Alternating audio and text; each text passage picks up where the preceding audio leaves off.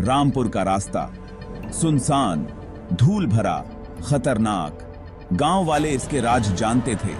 वो कहानियां सुनाते थे, गुमशुदा और खोए हुए लोगों की कहानियां। साल बीत गए, रास्ता वहीं रहा, जमीन पर एक निशान, भूली हुई डर की याद दिलाता हुआ।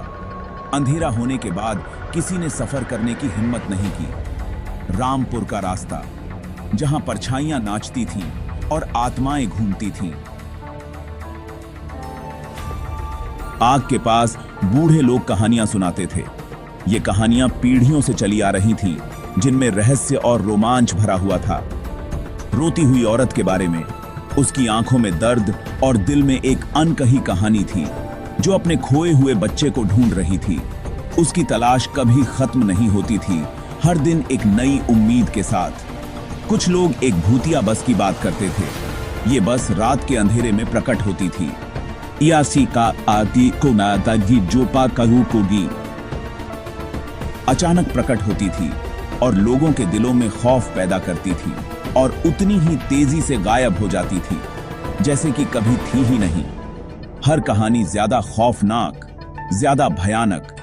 हर रात एक नई दहशत लेकर आती थी, हर दिल में डर पैदा करती हुई। लोग एक दूसरे की आंखों में डर देख सकते थे।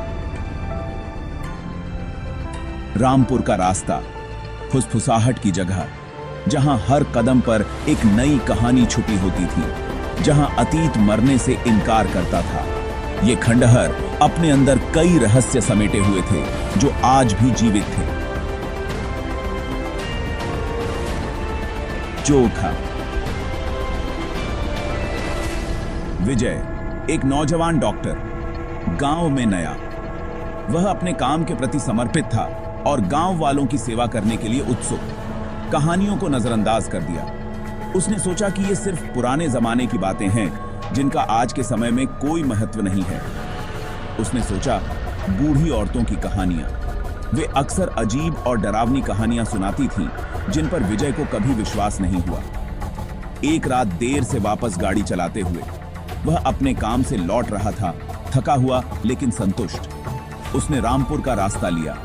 यह रास्ता सुनसान और अंधेरा था, लेकिन विजय को इसकी आदत हो गई थी। कहानियां उसके दिमाग से फीकी पड़ गईं। वह अपने विचारों में खोया हुआ था, अपने अगले दिन की योजनाओं के बारे में सोच रहा था। रात शांत थी, हवा भारी, चारों ओर सन्नाटा था। सिर्फ गाड़ी की आवाज सुनाई दे रही थी। दहशत की भावना रेंगती रही।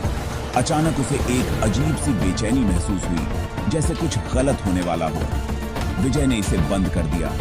उसने खुद को समझाया कि यह सिर्फ उसकी थकान का असर है। उसके पास करने के लिए एक काम था, जल्दी से गांव पहुंचना। उसे पता था कि गांव में लोग उसकी प्रतीक्षा कर रहे हैं। बस यही मायने रखता था। विजय ने अपनी गाड़ी की रफ्तार बढ़ा दी, ताकि वह जल्द से जल्द अपने गंतव्य तक पहुंच सके।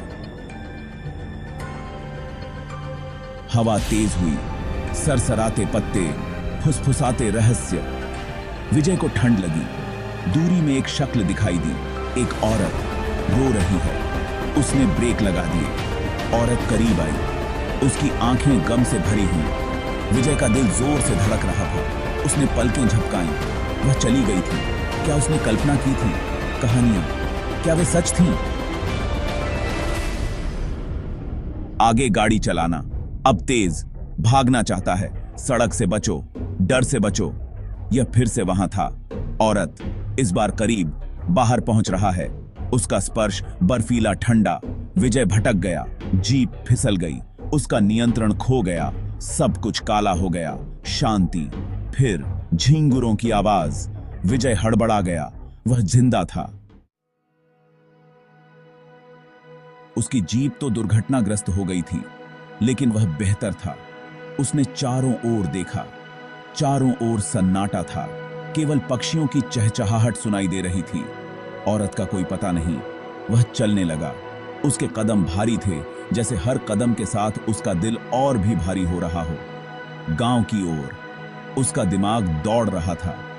क्या वह सच में बच गया था, या यह सब एक बुरा सपना था? क्या यह सब सच था? तभी उसने देखा। उसकी आंखें चौंधिया गईं। सड़क के किनारे एक छोटा सा मंदिर। मंदिर की शांति ने उसे कुछ पल के लिए ठहरने पर मजबूर कर दिया। उसके ऊपर एक औरत की शॉल लिपटी हुई है। शॉल का रंग और डिजाइन उसे बहुत परिचित लगा, जाना पहचाना। उसने इसे पहले देखा था। उसकी धड़कन तेज हो गई। औरत पर, वह महिला जिसे उसने मारा था, उसकी यादें ताजा हो गईं। 1 साल पहले इसी सड़क पर वह हादसा जिसने उसकी जिंदगी बदल दी थी।